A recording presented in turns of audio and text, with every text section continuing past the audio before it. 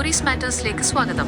തീർച്ചയായും ഓപ്പറേഷൻ സിന്ദൂറിനെ കുറിച്ച് കൂടുതൽ വിശദമായി പറയാം. ഇത് 2025 മെയ് 7 പുലർച്ചെ ഇന്ത്യൻ സായുധ സേന പാകിസ്ഥാനിലും പാക് അധീനതയിലുള്ള ജമ്മു കാശ്മീരിലും നടത്തിയ ഒരു സുപ്രധാന സൈനിക നടപടിയായിരുന്നു. ഇതിന്റെ പ്രധാന കാരണങ്ങൾ, ലക്ഷ്യങ്ങൾ, രീതികൾ, അനന്തരഫലങ്ങൾ എന്നിവ താഴെ നൽകുന്നു. പശ്ചാത്തലം: പഹൽഗാം ഭീകരാക്രമണം. ഓപ്പറേഷൻ സിന്ദൂറിന്റെ പ്രധാന കാരണം 2025 ഏപ്രിൽ 22-ന് ജമ്മു കാശ്മീരിലെ പഹൽഗാമിൽ നടന്ന ഭീകരാക്രമണമായിരുന്നു. ഈ ആക്രമണത്തിൽ ഒരു നേപ്പാളി പൗരൻ ഉൾപ്പെടെ 26 പേർ ദാരുണമായി കൊല്ലപ്പെട്ടു. ഈ സംഭവം ഇന്ത്യയിൽ വലിയ പ്രതിഷേധത്തിനും ദുഃഖത്തിനും ഇടയാക്കി. ആക്രമണത്തിന് പിന്നിൽ പ്രവർത്തിച്ച ഭീകര സംഘടനകൾക്കെതിരെ ശക്തമായ നടപടി സ്വീകരിക്കണമെന്ന് രാജ്യമെമ്പാടും ആവശ്യമുയർന്നു. ഓപ്പറേഷൻ സിന്ദൂറിന്റെ ലക്ഷ്യങ്ങൾ.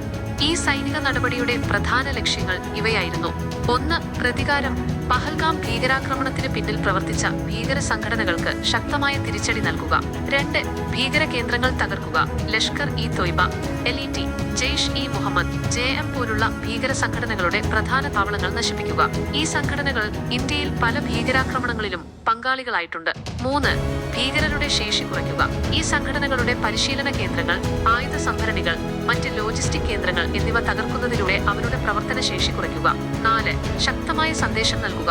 ഭീകരതയെ ഇന്ത്യ വെച്ചുപൊറുപ്പിക്കില്ലെന്നും അതിർത്തി കടന്നുള്ള ഭീകര പ്രവർത്തനങ്ങൾക്ക് ശക്തമായ തിരിച്ചടി നൽകുമെന്നുമുള്ള വ്യക്തമായ സന്ദേശം പാകിസ്ഥാനും അന്താരാഷ്ട്ര സമൂഹത്തിനും നൽകുക. നടപ്പാക്കിയ രീതി. ഓപ്പറേഷൻ സിന്ദൂർ ഒരു സംയുക്ത സൈനിക നടപടിയായിരുന്നു. ഇതിൽ ഇന്ത്യൻ കരസേന, നാവികസേന, വ്യോമസേന എന്നിവ ഏകോപിതമായി പ്രവർത്തിച്ചു. കൃത്യതയേറിയ മിസൈൽ ആക്രമണങ്ങൾ. ആക്രമണത്തിനായി അത്യാധുനികവും കൃത്യതയേറിയതുമായ മിസൈലുകൾ ഉപയോഗിച്ചു. ഇത് ലക്ഷ്യസ്ഥാനങ്ങളിൽ മാത്രം നാശനഷ്ടം വരുത്താനും സാധാരണക്കാർക്കും പാകിസ്ഥാൻ സൈനിക കേന്ദ്രങ്ങൾക്കും അപകടം ഒഴിവാക്കാനും സഹായിച്ചുവെന്ന് ഇന്ത്യ അവകാശപ്പെട്ടു. വിവിധ സ്ഥലങ്ങളിലെ ആക്രമണം. പാകിസ്ഥാനിലെ പഞ്ചാബ് പ്രവിശ്യയിലെ ബഹവൽപൂർ, ഗുജ്റൻവാല ഡിവിഷനിലെ മുറിദ്കെ, സിയാൽകോട്ട് എന്നിവിടങ്ങളിലും പാക് അധീന കശ്മീരിലെ ചില താവളങ്ങളിലുമായിരുന്നു പ്രധാനമായും ആക്രമണങ്ങൾ നടന്നത്. ഈ സ്ഥലങ്ങൾ ഭീകര സംഘടനകളുടെ പ്രധാന കേന്ദ്രങ്ങളായി കണക്കാക്കപ്പെടുന്നു. രഹസ്യ സ്വഭാവം. ഓപ്പറേഷനെ കുറിച്ചുള്ള വിവരങ്ങൾ പരമാവധി രഹസ്യമായി സൂക്ഷിക്കാൻ ശ്രമിച്ചു. ആക്രമണം നടന്നതിന് ശേഷമാണ് ഔദ്യോഗികമായി വിവരങ്ങൾ പുറത്തുവിട്ടത്. അനന്തരഫലങ്ങളും പ്രതികരണങ്ങളും.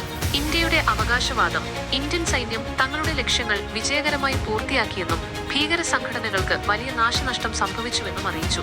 ഏകദേശം 70 ഭീകരർ കൊല്ലപ്പെടുകയും 60-ലധികം പേർക്ക് പരിക്കേൽക്കുകയും ചെയ്തു എന്ന് റിപ്പോർട്ടുകളുണ്ടായിരുന്നു. മുൻ പ്രതിരോധ മന്ത്രിയുടെ പ്രതികരണം. അന്നത്തെ പ്രതിരോധ മന്ത്രിയായിരുന്ന AK ആന്റണി ഈ ഓപ്പറേഷനെ അഭിനന്ദിക്കുകയും ഇത് ഭീകരതയ്ക്കെതിരായ പോരാട്ടത്തിന്റെ തുടക്കം മാത്രമാണ് എന്ന് പ്രസ്താവിക്കുകയും ചെയ്തു. പാകിസ്ഥാന്റെ പ്രതികരണം. പാകിസ്ഥാൻ ഈ ആക്രമണത്തെ ശക്തമായി അപലപിച്ചു. തങ്ങളുടെ പ്രദേശത്ത് ഇന്ത്യൻ സൈന്യം അതിക്രമിച്ചു കയറിയെന്നും ആളപായമുണ്ടായെന്നും അവർ സ്ഥിരീകരിച്ചു. അന്താരാഷ്ട്ര തലത്തിൽ ഈ വിഷയം ഉന്നയിക്കുമെന്നും അവർ അറിയിച്ചു. അന്താരാഷ്ട്ര പ്രതികരണങ്ങൾ. പല രാജ്യങ്ങളും ഈ സംഭവത്തിൽ വ്യത്യസ്ത പ്രതികരണങ്ങൾ നടത്തി. ചില രാജ്യങ്ങൾ ഇന്ത്യയുടെ നടപടിയെ അപലപിച്ചപ്പോൾ മറ്റു ചിലർ ഭീകരതയ്ക്കെതിരായ പോരാട്ടത്തിൽ ഇന്ത്യക്ക് പിന്തുണ അറിയിച്ചു. സംയമനം പാലിക്കണമെന്നും സ്ഥിതി കൂടുതൽ വഷളാക്കാതിരിക്കാൻ ശ്രമിക്കണമെന്നും പല രാജ്യങ്ങളും ഇരു രാജ്യങ്ങളോടും അഭ്യർത്ഥിച്ചു. പ്രാധാന്യം. ഓപ്പറേഷൻ സിന്ദൂർ ഇന്ത്യയുടെ പ്രതിരോധ നയത്തിൽ ഒരു സുപ്രധാന മാറ്റത്തിന്റെ സൂചനയായിരുന്നു. അതിർത്തി കടന്നുള്ള ഭീകര പ്രവർത്തനങ്ങൾക്ക് ശക്തമായ തിരിച്ചടി നൽകാൻ ഇന്ത്യ തയ്യാറാണെന്ന സന്ദേശം ഈ നടപടിയിലൂടെ നൽകി. പഹൽഗാം ആക്രമണത്തിന് ശേഷമുണ്ടായ പൊതുവികാരത്തിന്റെ പ്രതിഫലനം കൂടിയായിരുന്നു ഈ സൈനിക നടപടി. വീഡിയോ നിങ്ങൾക്ക് ഇഷ്ടമായെന്ന് കരുതുന്നു. ഇഷ്ടമായെങ്കിൽ തീർച്ചയായും ലൈക്ക് ചെയ്യാനും നിങ്ങളുടെ കൂട്ടുകാരുമായി ഷെയർ ചെയ്യാനും മറക്കരുത്. ഇതുപോലുള്ള കൂടുതൽ വീഡിയോകൾക്കായി ചാനൽ സബ്സ്ക്രൈബ് ചെയ്യാത്തവർ ഉടൻ തന്നെ സബ്സ്ക്രൈബ് ചെയ്യുക.